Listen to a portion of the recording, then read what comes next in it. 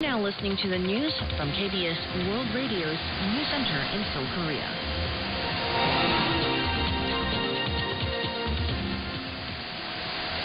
The interim leader of the main opposition party has proposed forming an alliance across the opposition bloc. The Manged Party of Korea's interim chairman, Kim Jong-in, made the grand integration proposal during the party's emergency committee meeting Wednesday, arguing the opposition camp should unite to win the April 13th general elections.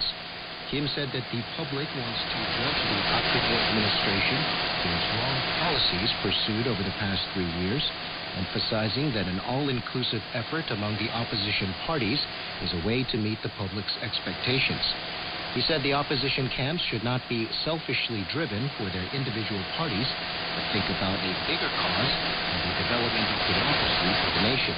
He called on the opposition to take a unified stance to win not only the general elections, but the next presidential election.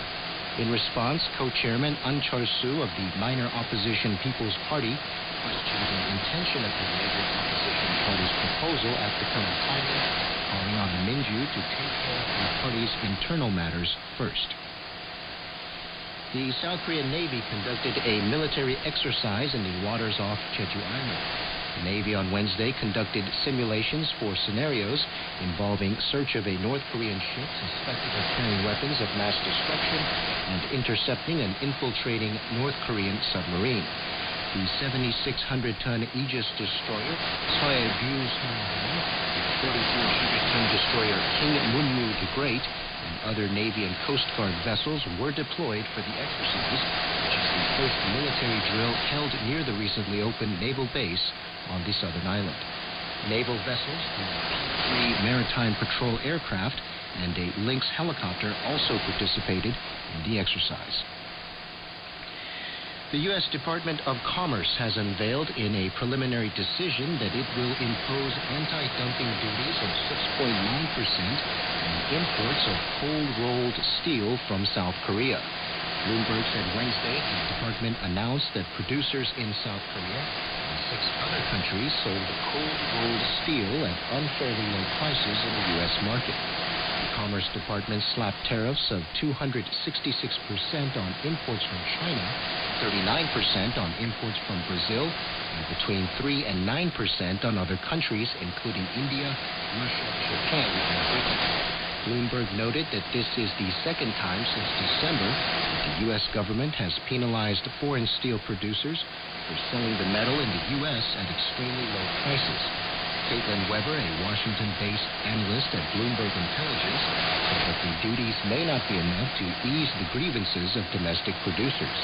Weber said the dumping rates for South Korea, the second largest source of these products, are far below what the U.S. industry alleged.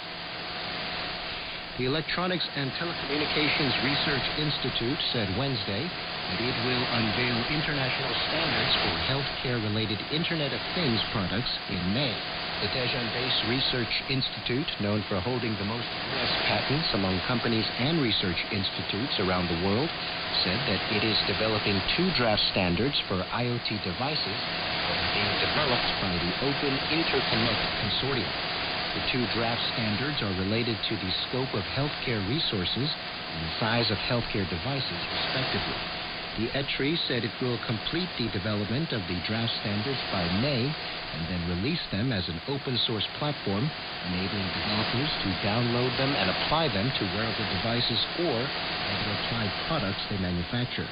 The Institute expects the standards will also facilitate the development of other international standards for Internet of Things devices and applied products regarding healthcare services.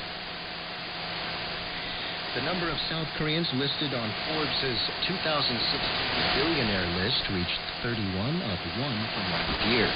Samsung Group Chairman Lee Gun-hee was the richest among the 31 Koreans, ranking 112th with his total net assets estimated at $9.6 billion. Lee slipped 2 spots from a year ago.